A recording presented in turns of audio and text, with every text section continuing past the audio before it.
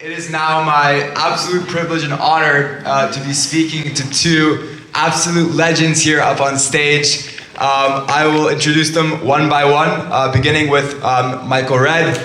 Michael Redd is an Ohio native. He was drafted by the Milwaukee Bucks in 2000 and continued to have a legendary career in the NBA, which included a trip to the All-Star game, as well as a 2008 Olympic gold medal for the US national team. Now,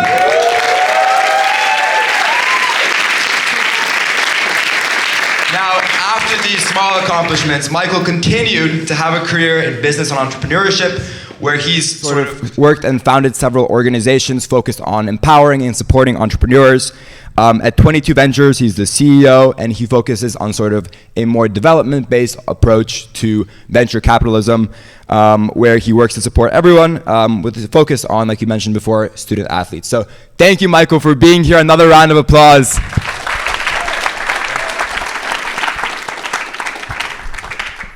Our second guest here is Mariam Naficy. Super excited to have you here. Mariam is a serial entrepreneur. You grew up in sort of, to my understanding, all over the world, Egypt, Iran, and you've sort of continued on to Williams College to pursue your degree there. As your time in a founder, you kind of began off with Eve.com, which was e-commerce for cosmetics. You sold that a few years later for $110 million. She then followed up with Minted.com, which was a platform for selling premium goods by independent artists. In 2018, you raised $208 million for that, which was one of the biggest raises that year. You're also the co-founder of Tonic.xyz, which is finer NFTs. So many things to talk about. A huge round of applause for Mariam for being here today. Thank you both.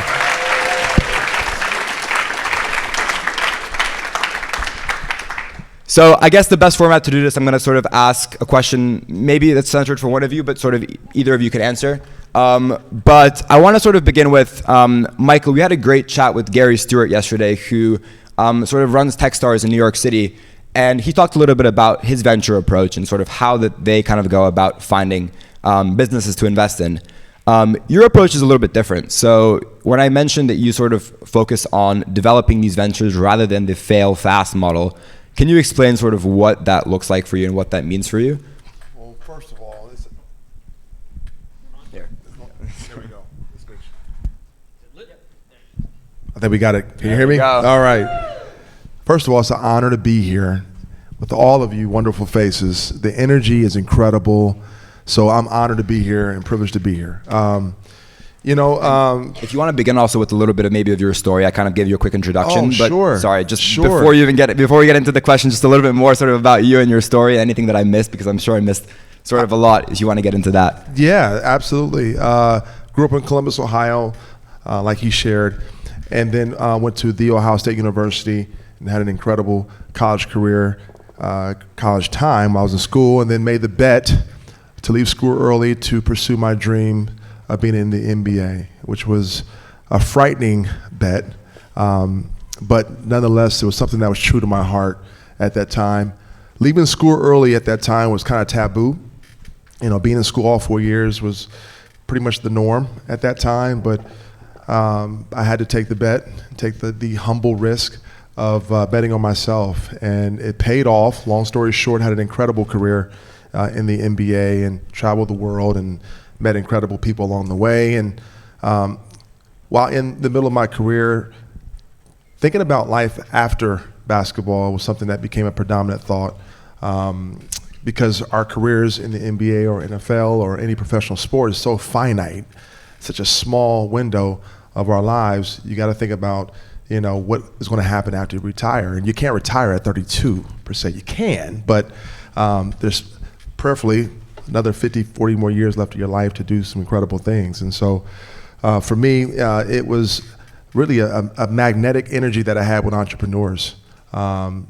Like entrepreneurs, they take bets on themselves, right? And our lives and careers kind of paralleled, and I was just drawn to that. And so just really had a real passion for the startup world and what entrepreneurs go through emotionally. And so part of what 22Ventures does is we really harness and really focus on making sure that the founder and the CEO are healthy. as much as the product and the business. And I've seen a lot over the years with venture and certain spaces where there's not emphasis on the mental health, the holistic approach to leaders and founders and entrepreneurs. And it usually just comes down to an ROI or a P&L, or those conversations are so transactional, right? Which is important, but I think the healthier the person is, the healthier the product or the business is. And so what we try to do is try to create an empathy economy where we care about people beyond just them being a number for us. So that was the genesis of 22Ventures. And the last 10 years, I was telling Mariam, it's been a journey of just learning how to invest and working with really incredible founders and operators and leaders and mentors along the way. So I'm still a novice at learning this whole space of being an investor, but really humbled to be in the space. Thank you. Mariam, a little bit about yourself. Sure. So I grew up overseas. I was lucky enough to be in Kuwait, Lebanon, Tanzania, Iran, and Egypt because of my dad's work in agricultural development. So I got to grow up overseas, and we were going to locate in Iran permanently, but after the revolution, we moved here and settled here. I did not think I was going to go into business at all. When I was an undergrad, I thought I was going to be a lawyer, I think. I didn't really know anything. I hadn't been exposed to any technology at all. And nobody in my family was in business at all. So it was a real, I wandered my way into business while I was at Williams. So now, fast forward many iterations later, I've been really focused on serial entrepreneurship in e-commerce. And we could I'll tell you later if you're interested what happened in between. But I've started a couple companies and sold a big chunk of Minted to a private equity firm in 2018, and then started a fund that is a venture incubator called Heretic Ventures in San Francisco. And we are incubating consumer internet businesses. And since basically January this year, we focused entirely on consumer AI businesses. And I'm really attached to the school because my son is a sophomore here, and I had some Yale interns this summer, and they were fantastic. Everybody misses them greatly. It was wonderful. They helped us basically start a business that we're incubating 2 businesses right now in the studio, and they helped on one of them. And it's been really I've been making a transition too from sole entrepreneur, like really running a business full time, to really helping others. Because our model is we'll have a CEO, we'll match a CEO and a founder with an idea, or they'll come in with ideas and we'll incubate them, and then we'll help them raise. And so that's been a very, very different and wonderful path for me that I'm super happy with. So based in San Francisco. Got it. Yeah. So you alluded to that time in between. I mean, both of you have sort of journeys that didn't begin sort of in entrepreneurship. So could you speak a little bit more to that time in between? Because I think it's very common for sort of that journey to begin somewhere else. You might not know that this is what you want to do. So maybe just that time at Williams and sort of afterwards that you said led you into the business space. Yeah, so I stumbled into it. I was an economics major. Some of my friends were interviewing for these things called management consulting and investment banking jobs. I'd never heard of them. I ended up going to Goldman Sachs for 2 years afterwards. Now, different times. It's we could talk about that separately. Like what is it that might be a great there are many options. But back then there wasn't like Facebook and Google, and the tech jobs weren't there. Yeah. So I went to New York. And then I really just realized I wanted to make things. And so when I got to California, I followed my boyfriend out, who's now my husband, also Williams grad. That wandering really helped me, like being a little bit open to sort of, I don't have an exact plan, but I'm going to, that serendipity and that exploration super helped me, because I ended up in San Francisco in 1993. And all of a sudden, I fell in love with the internet. I started being an early internet user, and I thought, I really want to work for myself, because after being in consulting and banking, I thought I'm not going to necessarily get the same opportunities necessarily. I was like, I might have to spend a long time working my way up a corporate ladder, and I'm not sure I'm good inside a company. So I ended up deciding to work for myself at that point, and realizing that the U.S. is a fantastic place to test ideas, because we have such a huge petri dish, a huge population of 350 million people, which is why the U.S. is particularly good at marketing. I'll say that from being overseas as an American and seeing our brands and everything that happens overseas. We know marketing really well because we have a huge population that we can experiment. And I thought, maybe I can make a product that people will buy, and that's exciting. And that's what happened. I just ended up deciding to work for myself and getting into it. Got it. So sort of gradual. It was gradual, yeah, but it wasn't a plan, and it was an accident. Got it. And then Michael, for you, I mean, you mentioned sort of while you were still playing, sort of you had these kind of thoughts coming in, sort of post MBA, more of a full-time entrepreneurial career. What sort of changed when you sort of were able to dedicate your full time to sort of, I mean, I guess the same question to you, kind of that journey transitioning in? You know what? She said it perfectly. It is kind of serendipitously, like, right, how it happens. I mean, I can't spell entrepreneurship now. I can't spell entrepreneurship now. I can't speak it hardly. And I didn't know what that was, even as a kid in high school. I didn't know what entrepreneurship was. It was like, what is that? So I think, being curious and being open, there was such a narrative. I was telling Mariam, there was such a narrative around athletes and how much athletes get paid. And so it dawned upon me, okay, who's paying us? Oh, venture guys, right? Private equity, hedge funds. Oh, what is this world? High structure finance. What is this world? And I was curious about it. And obviously in those worlds there was a lack of diversity in those spaces with women and minorities. And so wanted to kind of trailblaze in that regard as far as, putting my foot in the door and then allowing others to come in those doors as well. So, yeah, there was certainly a surprise about the whole thing about entrepreneurship. And, it's been an incredible journey the last 10 years. Oh, we're happy that you're here to talk about that journey. You've both sort of throughout your time, I mean, a big theme sort of throughout these last 4 days has been the focus on people, right? Sort of the long-term impact that good people can have on one's life. And you sort of mentioned this particularly sort of that a lot of the long-standing things that you've kind of taken away from your career and just your life in general have been the relationships. So you're on a podcast, you've kind of invested a lot in people. Can you speak a little bit more to that and sort of how maybe that specifically that podcast helps you bond, or if it's sort of your process for sort of finding longer term connections? I just love people, and what the world needs now is love, right? And loving each other and valuing people, whether it's the CEO or the janitor, right? And I think that has been something that was inherited from my parents. My parents gave, and they still do give their lives away to people and help people. And when I played, it was all about entertaining people and being an escape from reality for people. That's what sports is. And being somewhat of a role model for kids around the world. And that has always been the reoccurring theme in everything that I do. How can I help people? And for me, what we do and what you endeavor to do is all about relationships. Whether it's raising capital, that's relationships. Whether it's working with people on a daily basis, it's all about working with people and valuing people. So for me, I think when I came into the NBA, one of the things I try to do is try to find a mentor, and I got attached to certain great players, Ray Allen, to name a few, and so for me, I wanted to be a sponge as much as possible to learn more about my craft, and when I did, and then I carried that same characteristic with me into what I'm doing now, and finding a mentor and being really humble with that, right? Because to have a mentor, you have to be humble, right? You got to be able to listen and be coachable and to be teachable. And then my whole perspective now on that is really, it's kind of reciprocal, because I may be mentoring you, but I'm actually learning from you as well, right? Yeah. So I think just valuing people, no matter what age, gender, background, I think loving people and being open to learn from people is one of the keys of life. Yeah.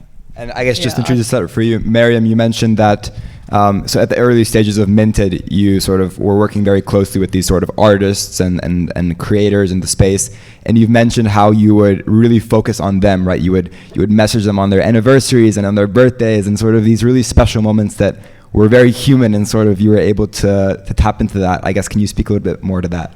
Yeah, I think it's a good preparation to be an entrepreneur, to be able to try to make a connection with anybody, because you're going to be leading, like, really you're really leading a team of people. Like, fundamentally it comes down to the people on the team.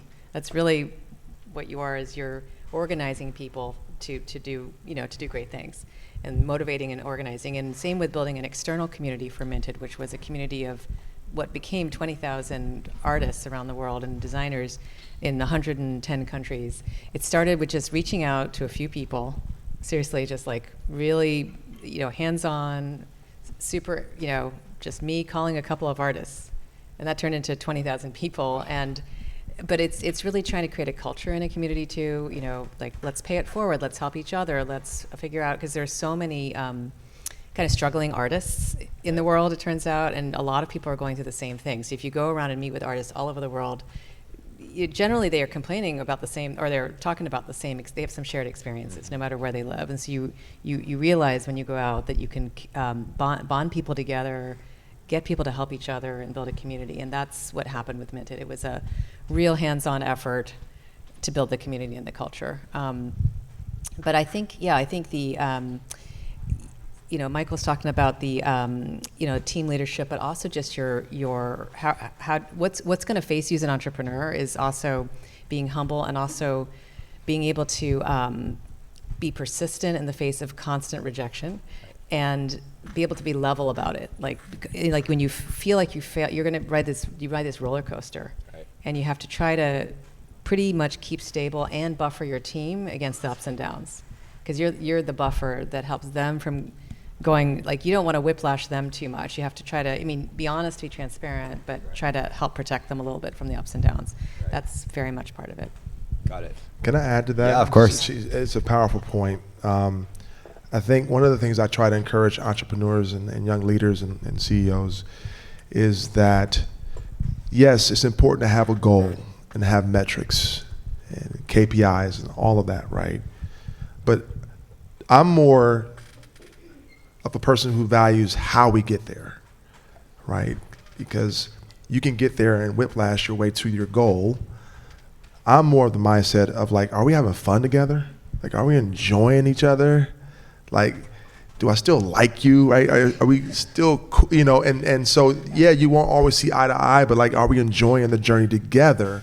And we may not hit the goal, but we have momentum and we're moving, right, in the right direction. And I think there's so much value, about getting the goal. Right. I tend to focus on how we get there more so than just hitting the goal. That makes sense.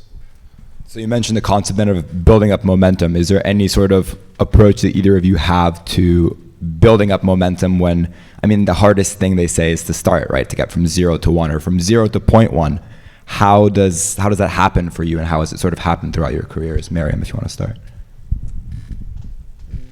Well, yeah, so that's the part I like the most, is that 0 to 1, product market fit, get through that. And that one of the reasons I actually moved to a venture studio is that I could do that over and over again. A bit self-punishing, but then, somebody else, to me, the harder part is actually hiring 500 to 1,000 people, going through administering a company that size. I really like the beginning part myself. So I would say, let's say, for example, there are different types of ventures and venture ideas. You might come up with an idea, and some of the ideas come from, let's say, two main buckets for me in my past. One has been kind of a pattern fitting type of idea. So my first company was sell cosmetics online in 1998. I know that sounds like eons ago, but it was eons ago. But that was a time when people were selling just software, CDs, and books online. And when I went out to raise money, people were like, first of all, they said women don't shop online. And second, cosmetics are never going to be sold online. I know now that sounds like ridiculous to everybody, right? They said shoes would never be sold online, clothes would never be sold online, and cosmetics wouldn't either. I know it's so funny now, but back then it was like the gospel truth. You would go into VC firms, they'd be like, this isn't going to happen. Anyway, so there's one sort of set of ideas where you say, well, if this is a pattern, I see a pattern, I'm going to fit it into this pattern. That's one set of place where you can find ideas. And then another set is a little bit more inspirational, like lightning bolt from the sky, build it and they will come sort of idea. Another one is and then there's maybe one other bucket, which I think is very product oriented, like Instagram. I can experiment with a product and see if it catches on and see if I can build a business around it, like a monetization or revenue stream around it. I think that ideas come from many different kinds of places, and then achieving product market fit is usually a lot about developing a minimum viable product, an MVP, and then trying to test and test and test. And most people that I think I know have been successful have gone through sometimes hundreds of optimizations on the product to get it to actually catch and actually go somewhere. Like Minted was about to fail, we almost shut it down. It's now like a $300 million revenue business, but I literally was about to shut it down. Because the first data was really bad. It was really, really bad. Nobody was buying anything, and our conversion rate orders over traffic was 0.1%, which is really low. And the key thing is having enough runway, like funding, to be able to optimize, because it's very hard to get it right in the beginning. So it's a longer story around, but I think it's about getting enough runway and minimum viable product and testing and testing. So you start with something, and that's not going to be what it's going to be in a year, but you have to be okay with that and okay with those iterations. Exactly. Yeah. Nice. Michael, for you. And be leery of investors trying to tell you how to run your business, because most likely some of them have never ran a business, right? So that's part of the journey as well. Be true to what you feel like the direction of the company should go. Momentum for me has everything to do with trust. I think trust over transaction is important, and having trust within your organization. I was talking to our CEO of 22Ventures. I'm not the CEO, I'm the chairman, and he was kind of Debbie Downer about some of the things that we haven't hit as far as goals. But I said, look at the bright side. Are we moving in the right direction? Are we, he said, we are, but I said, there's no but. We're journeying, we're fine, right? We're moving in the right direction, right? I think, again, just putting more value on that. But yeah, certainly I think trust precedes transaction. I think when you hit moments of challenging times, then you can see who's with you in the foxhole, right?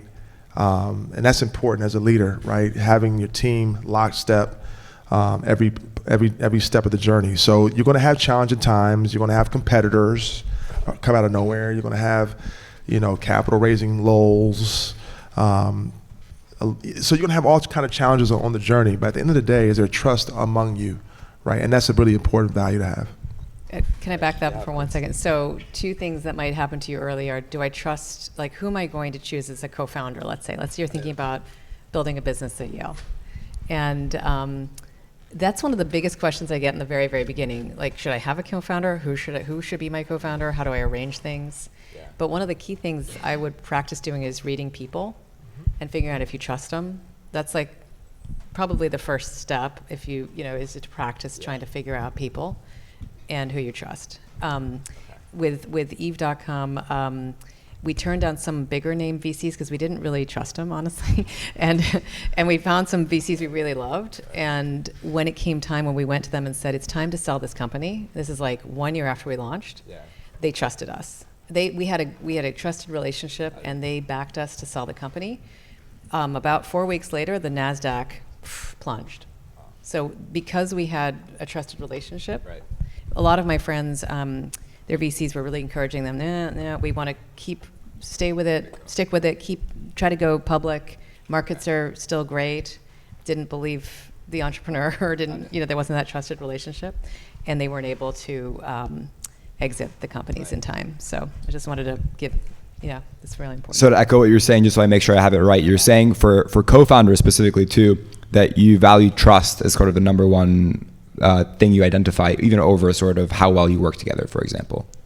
I think it's a really important character. I wouldn't say it's the number one thing, but it's really, it's got to be, it's like a bedrock. Yeah. Actually, I think maybe it is the number one thing, actually, because if you don't trust them, don't work with them. Right. Yeah, actually, probably number one, and then there are some close seconds. Got it. To her point, it's to me, what I'm drawn to is integrity and credibility, right?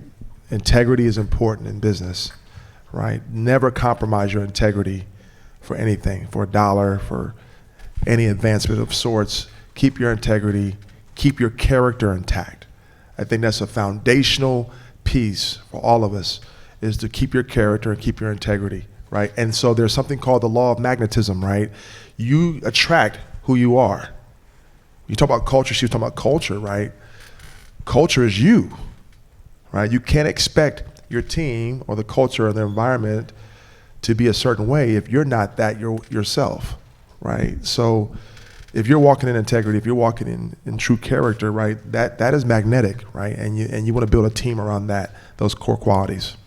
Right. So you pivot me into my next sort of point I wanted to bring up perfectly. You said team. I'm sure you've been asked about teamwork so many times, yeah. Right? But really to this point of identifying characteristics that make sort of a good co-founder or a good teammate, I guess the question I want to ask you is, when's the first time you felt like you were on a team that you liked? Like, what was the first moment of experiencing that teamwork that kind of electrified you and made you realize, like, I want to be part of this team, I want to keep working for it? Well, there's two teams that stand out, and when I was in college, we were privileged to make it to the Final Four. My sophomore year, which is this huge event, obviously for those who don't follow basketball, but it's a huge event, NCAA basketball. The year before that, my freshman year, we were the worst team in college basketball. The worst. We were 1 in 17 in the Big Ten, and just one of the worst teams in all of basketball. And then to being the next year, we were the top team, one of the top teams in college basketball, the biggest jump in NCAA history. And I think it spoke to the character of the guys that were on that team, right? And we hung in there together through the tough times. We all knew our roles, which is important. KYP means know your personnel, right? We all kind of knew, what our role was on the team. And so we reached an incredible height. I think the ultimate team I was on was the Redeem team in 2008 when we won the gold medal in Beijing. And that was a 3-year journey that we were on together. That started back in 2005, and we wound up winning it in 2008. I think we all appreciated the moment in 2008 because of the 3 years previous to that. And high character guys who actually wanted to outwork each other, which was important. I have an incredible story about a dear friend of mine who's no longer here with us, Kobe Bryant. And we were very close on the team. And we had just had dinner the night before and went to bed around midnight or so. And so it dawned upon me, I had an epiphany to want to get to the gym at 5:30 in the morning to work out, kind of lead the team by example, work ethic. I'm going to be the first one in the gym. I'm one of the elder statesmen with Kobe. So I called my trainer at 5 a.m. I said, let's go down to the gym and work out. And so we do that. I get to the gym at 5:30. Guess who's already there? Kobe. Had been there since 4:45. I walk into the gym. He's looking at me like, where you been? I was like, what do you mean? It's 5:30 in the morning. We just had dinner a couple of hours ago. He said, no. He said, no, this is what it is. This is what real work ethic is. And it set the tone for our team, right? And so there's more stories behind that, but there's something to be learned from that, right? And it set the tone for our team, and which why we won the gold medals, because everybody on the team kind of gravitated to that level of mindset. Mariam, for yourself, your experience is sort of working on a team, Sure. leading a team. Well, I think my first great experience, actually, I did love my management consulting team when I was an analyst. I will say I really loved my colleagues, had a great time with them. My recent team at 22Ventures, I really, really have been enjoying. It's a small team. I would just say, I think what I really enjoy is getting into a room where we can just riff on ideas and I really try to think about where good ideas can come from anyone. It doesn't really matter. Honestly, I actually sometimes think it doesn't matter the experience level sometimes, really. Like, you could have a first-year analyst can come up with a brilliant idea that is maybe better than the, 10th-year VP. You just have to get everybody in a room and listen. So I enjoy that a lot. I really enjoy getting people into a room, brainstorming. The riffing part is the absolute most fun part of the job.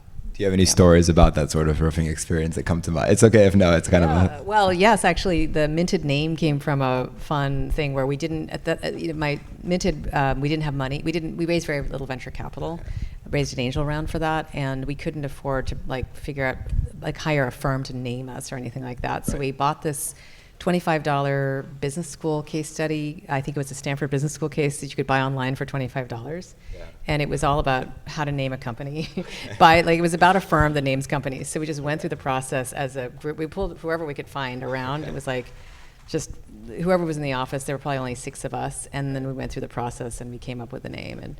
And it was a good, inexpensive way to follow, and it was like a case about a company that charges $100,000 for naming.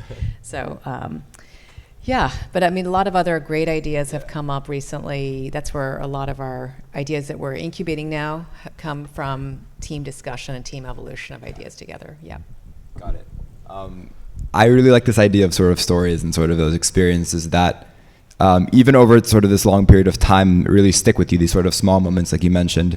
Do you sort of, I guess, have any more of those to share? I'm really curious to hear more about sort of, you were surrounded by these incredible teams, Michael, by these teammates who I'm sure empowered you a lot, kind of raised the bar for you, you raised the bar for them. You described it as kind of like an on and off process. Can you have any other kind of experiences like that one?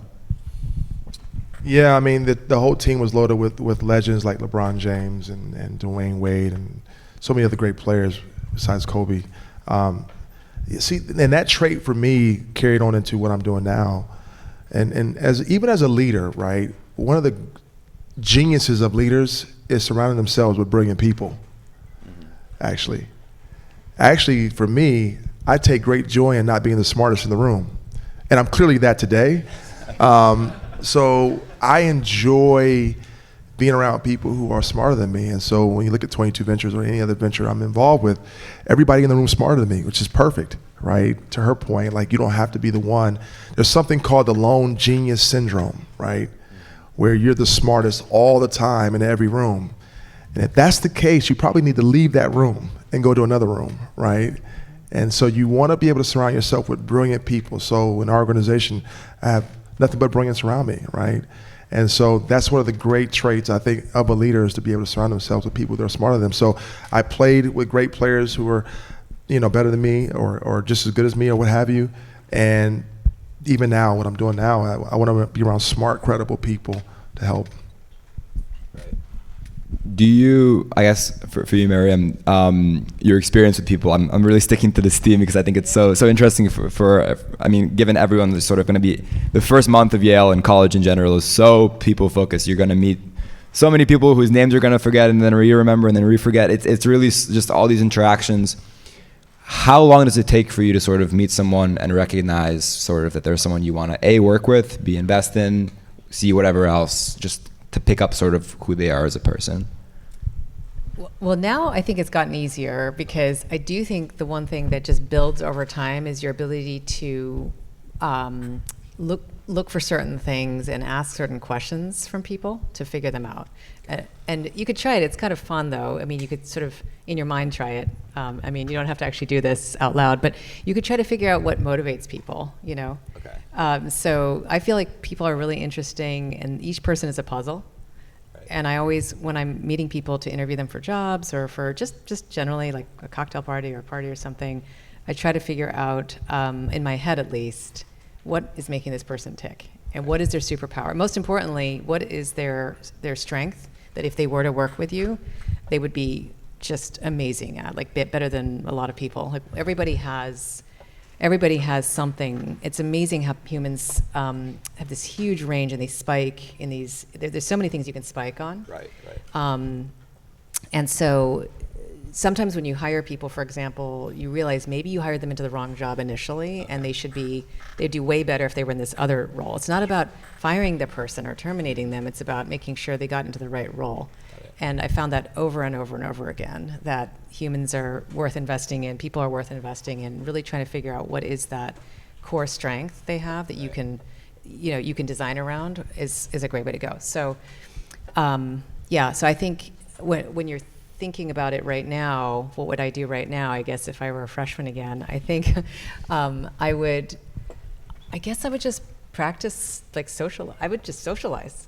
I would learn how to relate to people. And I would really enjoy yourselves, first of all, please.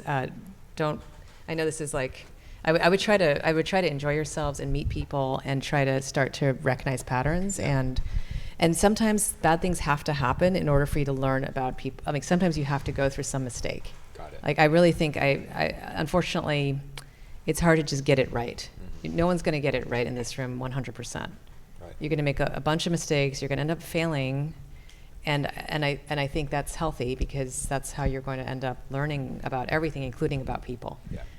I don't know if there's any other way to skip that step, which is to fail sometimes. I think failure is a part of the journey, and I have a different perspective of failure, because, I was asked a question years ago when I played, and I missed the game-winning shot, and true story.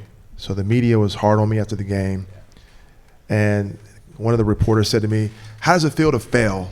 I was like, "Well, let's exactly like, well, let's redefine what failure is, right?" I play in the NBA, and I'm a starter on our team. I'm the franchise guy on the team. My teammates trusted me with the ball at the end of the game. My coach did as well. I shot the ball exactly where I wanted to shoot it at. I just missed it. Am I a failure? Did I really fail? He said, I said, yeah, I'm doing pretty good. And the thing about failure is, the story continues. What did I learn from this situation? What did I love about this situation? And how do I grow from it, right? Because the story's not over, right? A moment does not identify you as a failure, right? A challenge, a blip, right? It doesn't identify you, right? I'm always looking to grow from every experience that I encounter, whether it be good or whether it be bad, right? But it's part of the journey, to her point. It's going to happen, right? But what you do is you fail your way to success. Because the next time I got the ball in the situation, I made it, right? And so you learn from it, right? So I think redefining what failure and what success is. Yeah, so the minute something really bad happens in entrepreneurship, which I would say is a lot of the time, I think I probably failed, I no joke, like a couple times a day, I feel like I fail through the whole thing. And I just hope that the corrections are enough to outweigh all the failures. When something really bad happens, I mourn for maybe, I'll go through like a 2-hour process, or like really down. And then after the 2 hours are over, I go into the sort of, okay, what do I learn from this to make sure it doesn't happen to me again? Or that I don't make that mistake again? Like, what can I learn? Immediately go into the learning mindset. It really helps with that. Yeah. Yeah. Go for it. Just another thing about what she said earlier. This has been such a good conversation. I hope you guys are getting a lot out of this. I am right now as I listen. Just a quick caveat. There's a company I was working with, and one of the questions and one of the thoughts that the leader had was, well, our team is not motivated, and how do I get them motivated, and like, how do I stir them up? How do I get them excited? I said, well, without being judgmental, did you hire motivated people? As a trait, you want to be able to find motivated people already and then be able to pull the potential out of them, right? All of you have potential to do incredible things in this world.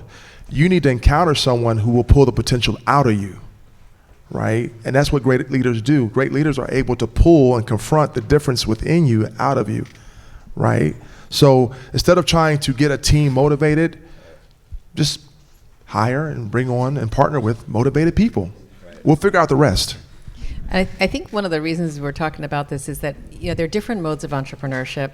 You could be the individual contributor who comes up with an idea and maybe gets some funding, et cetera. But if you're successful, which hopefully you are, quickly you're going to end up building a team and running a company, and it's going to start scaling. And so really pretty quickly you're in more of the leadership management mode. You're not in that, I'm on my own, it's just my co-founder and me. You're almost immediately, you are in people assessment and hiring, like right away.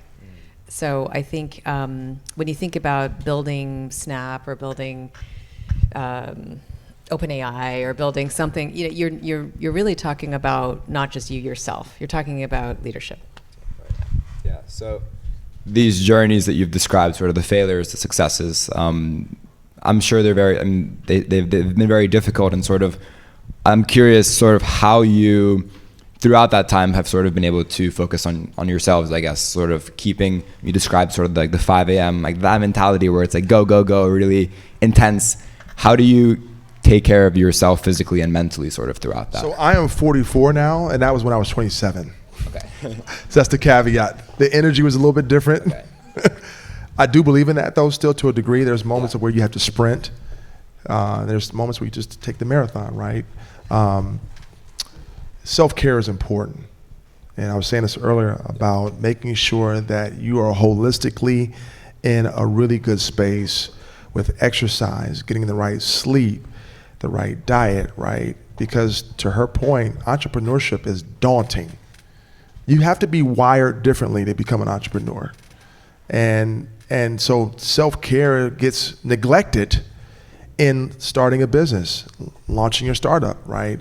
I am really big on the leaders I work with on just taking care of themselves. I had a great leader, and we were talking, it's a story a couple years back, and he was sharing about how hard he's grinding and just the grind theory, just grind and grind. And he said, man, I'm just, we're growing. And I said, brother, you need a vacation. You need a vacation, right? And he had a hard time taking a vacation because one of the weaknesses that we found within his leadership was that he was struggling with delegation, right? Being able to delegate authority, right? And he really didn't really empower people or give them autonomy, right? I believe in autonomy over empowerment. Empowerment says, it's my idea, and this is the way we should do it, now go execute. Autonomy says, oh, great idea, go execute it. And that's kind of how I've led over the years. And so just really, really challenging leaders like to take care of yourself, man.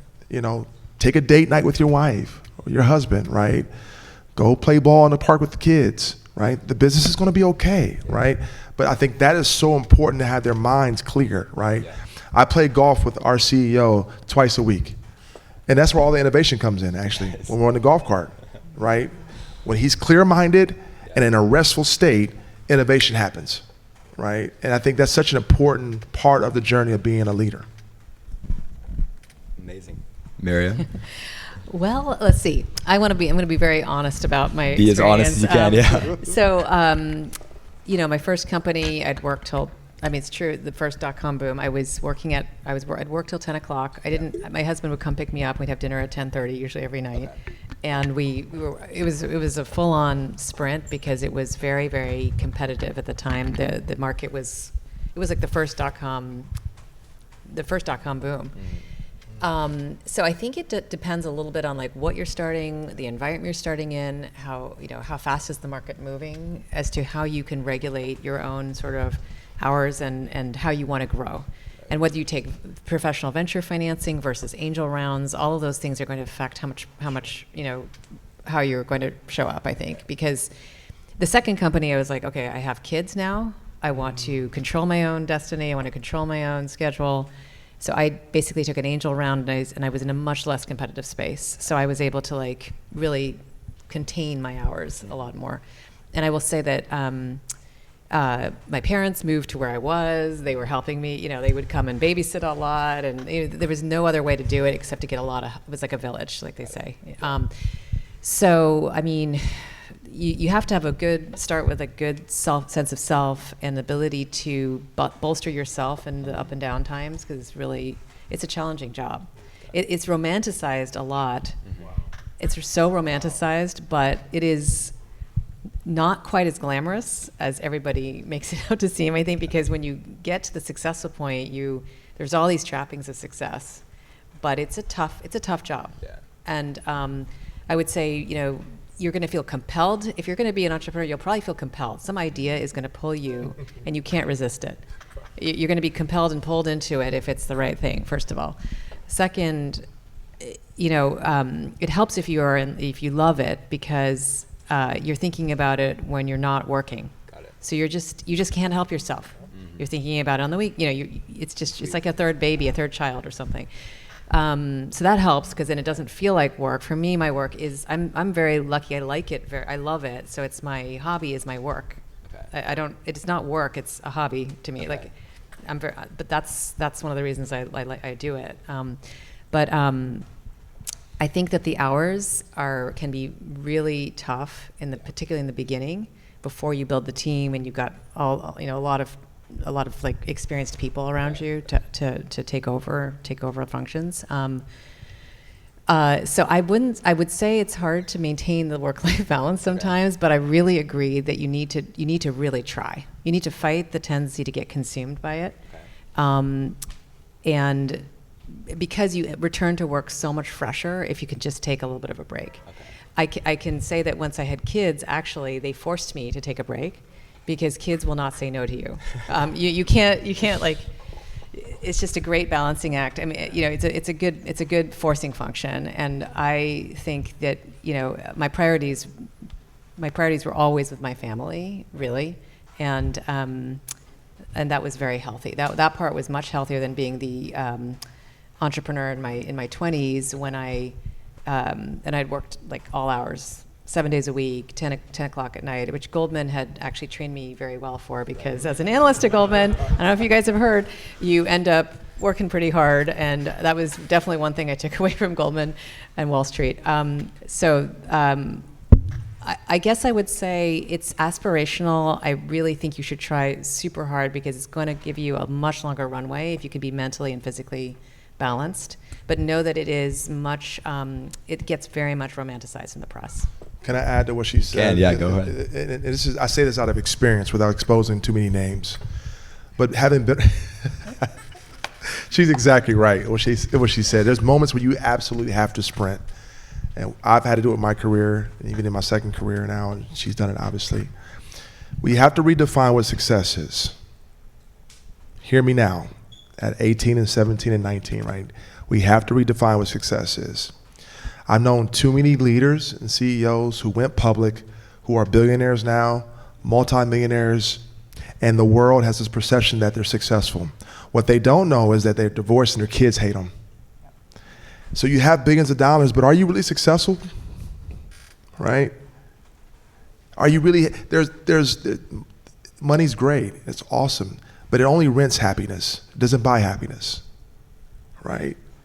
And so it's important to know that success really is, okay, my wife, my husband, they adore me, right? In the middle of all that we've done, my kids still, so that's important to me. I know a number of billionaires and millionaires, multimillionaires who are miserable, who are they're suicidal, right? And it's like, are you successful, right? And so there's nothing wrong with achieving goals and climbing mountains, absolutely, but not at the compromise of your family dynamic. Super important point about the happiness thing. I know so many incredibly big name people who are so miserable. And I'm in this CEO group called Young Presidents Organization. We're not young, but they call us young. Anyway, YPO, and it's like support groups for CEOs to get together, and people are not happy. So I would just say, defining what happiness is to you, and I know there's a course here at Yale about happiness, right? Defining it early and trying to figure out what it is for you, that's one of the best gifts you could maybe give to yourself right now, is to figure that out and try to stick with some sort of grounding of your own. Develop some sort of like compass of your own around what makes you happy, because you will find yourself potentially at this like thing that looks so glamorous and successful, and you could be potentially miserable. So I just want to back up the happiness thing. You're 100%. Yeah. You both made points about family. I chatted with you beforehand sort of about you and your kids. And you sort of spoke to me a little bit about their journeys. They have incredible mentors in their lives with you too.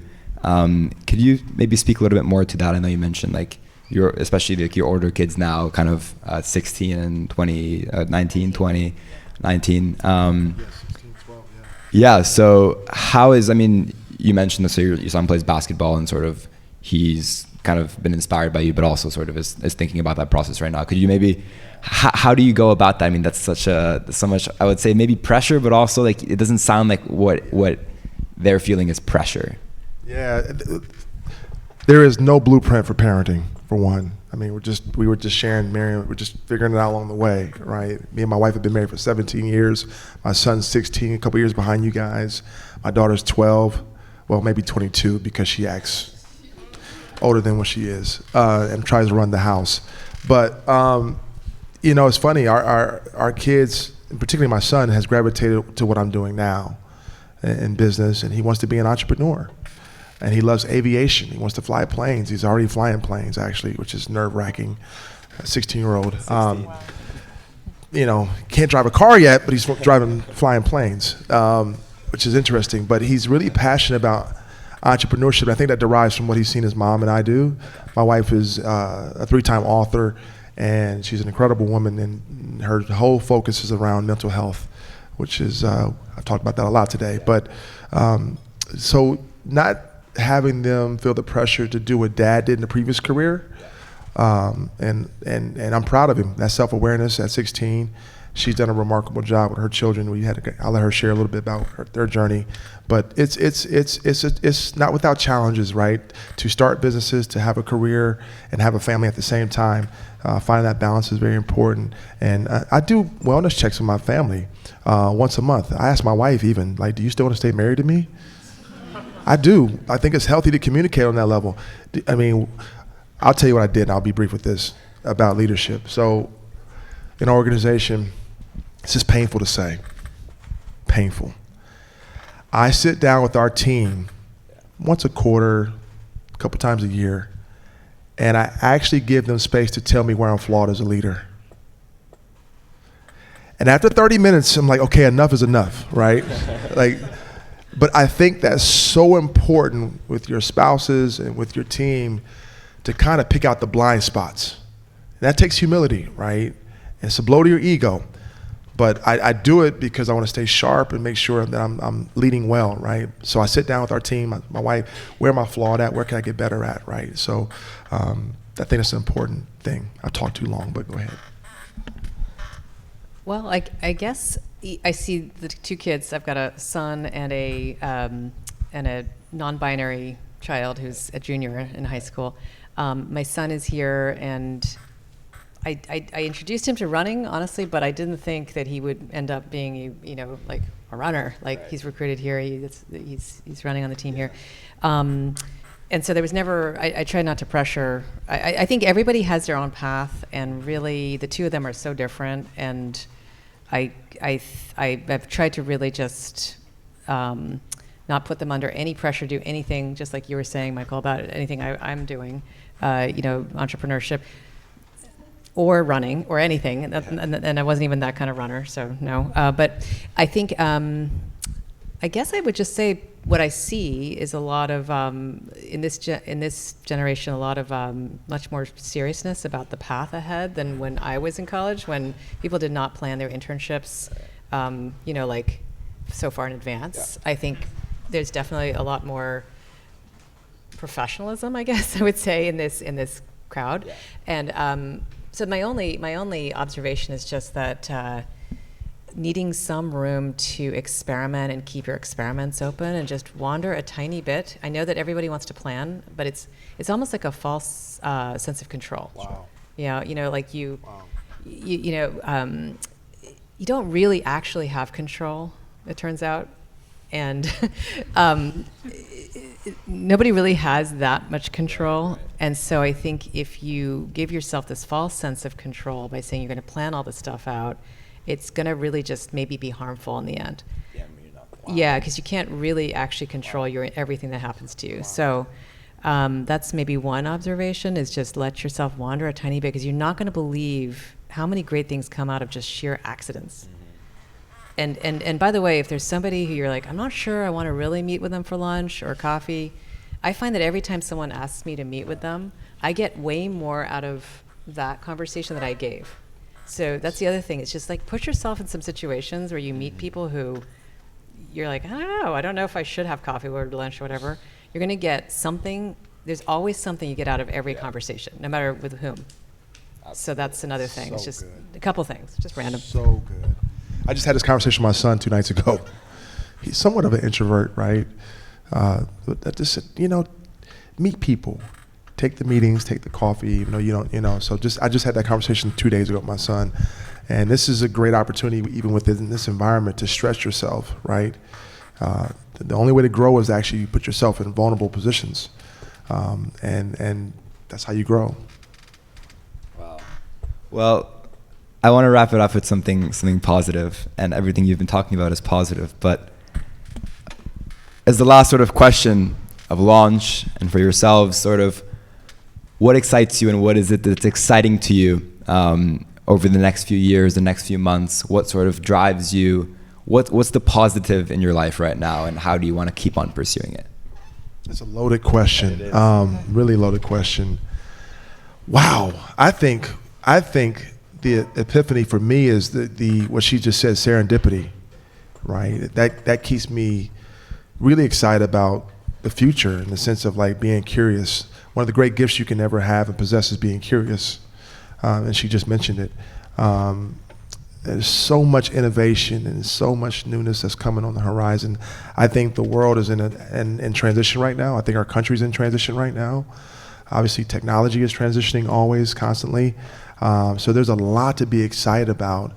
And I think being around young, innovative minds keeps the excitement going, for us personally. So, although I'm 44, I want to continue to be, in this environment with all of you. And it keeps me as a kid again, right? Always. Okay, I'm echoing this also again. It's the learning mindset and continuing to learn really excites me. I'm, taking machine learning classes right now and figuring some of that out. We're starting 2 AI businesses right now, and I've decided to actually lead one of them myself for about 18 months just to get it through the product market fit wall. So I'm pretty excited about that, and we're in the middle of fundraising, believe it or not. It's kind of crazy. But it's really, it's just the ability to keep learning, I think, is what excites me this year. That's basically the headline, same thing. Amazing. Well, this has been such a conversation. I'm so happy that I got to have both of you here in person. Can we get a standing round of applause for Michael and Mariam? Thank you both for being here.